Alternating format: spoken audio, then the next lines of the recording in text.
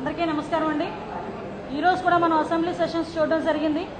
ఒక దురదృష్టకర సంఘటనని బేస్ చేసుకొని ఈరోజు కూడా అసెంబ్లీని ఎలా అడ్డుకున్నారో వైఎస్ఆర్సీపీ ప్రతిపక్ష నాయకులు కానీ ప్రతిపక్ష సభ్యులు కానీ ఎలా అడ్డుకున్నారో ఈరోజు మనం అందరం చూస్తున్నాం. ఎందుకంటే వాళ్ళకి అసెంబ్లీ నడవకుండా జరగడానికి ఏ సంఘటన అయినా వాళ్ళు ఉపయోగించుకోవడానికి వాళ్ళు సన్నద్ధం అవుతున్నారు. అలాంటిది ఒక దురదృష్టకరమైన సంఘటన జరిగింది. ఆ సంఘటన జరిగిన వెంటనే ఆక్వా పరిశ్రమలో ఈ రకంగా విషవాయువులు తీసుకొని ఎవరైతే 5గురు చనిపోయారో ఆ విషయం తెలుసుకున్న వెంటనే నిన్ననే జరిగింది. నిన్న సభలో ఉండగానే గౌరవ సీఎం గారు ఆదేశించడం, 2 మంత్రులు వెళ్ళటం, లోకల్ ఎమ్మెల్యే వెళ్ళటం, లోకల్ కలెక్టర్ గారు అందరితో కూడా మాట్లాడి అక్కడ ఎటువంటి సహాయ చర్యల్లో ముందుండిగా ఉండి సుమారుగా మృతుని కుటుంబాలకు దగ్గర ఎప్పుడూ లేని విధంగా 25 లక్షల కాంపెన్సేషన్ కూడా ఇప్పించి, ఎందుకంటే దురదృష్టకర సంఘటన 25 లక్షలతో అయిపోతుందనేది కాదు, ప్రాణాలు పోయినాయి. కానీ వాళ్ళ కుటుంబానికి ఏదో ఒక ఆధారం కావాలి కాబట్టి ఇంచుమించుగా 25 లక్షల కాంపెన్సేషన్ కూడా అనౌన్స్ చేసి వాళ్ళకి ఇచ్చే ఏర్పాట్లు చేసి తిరిగి వచ్చిన తర్వాత ఈరోజు ఏ సందర్భం లేదని చెప్పి ఆ సందర్భాన్ని పెట్టుకొని ఈరోజు వాయిదా తీర్మానం ఇచ్చాము, దాని మీద చర్చ జరగాలని పట్టుబడుతున్నారు. నిన్న మొన్న 4 రోజులు కూడా మీడియా పాయింట్లో మీకు ఒకటే చెప్తున్నాం.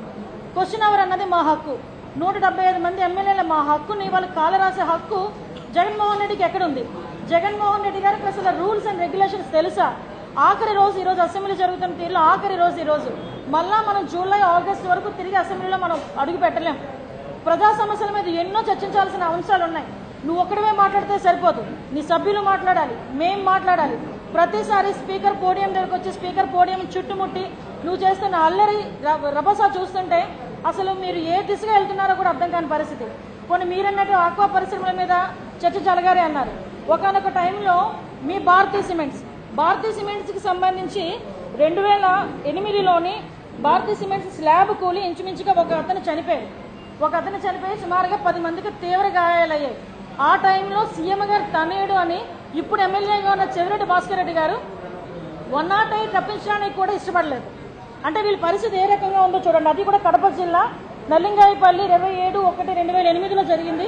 ఒకళ్ళు చనిపోయారు, 15 మందికి తీవ్ర గాయాలైంది. ఏం భారతీయ సిమెంట్ మూసేసుకున్నారా? భారతీయ సిమెంట్ ఈ రోజు నడపట్లేదా?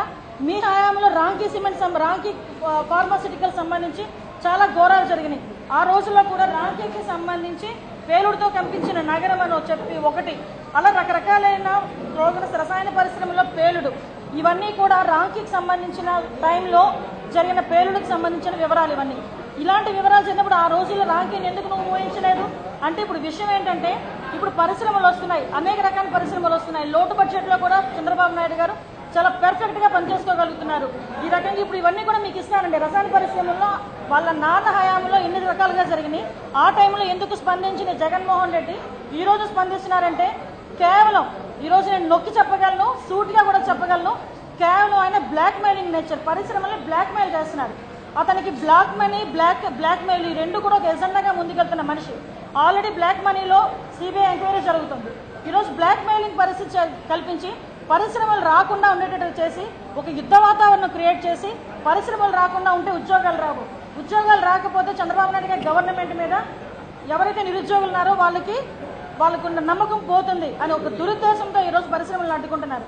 మీ హయాంలో ఉన్నప్పుడు చాలా రకాల కెమికల్ కంపెనీస్ HPCL మీ టైంలోనే పేలుడు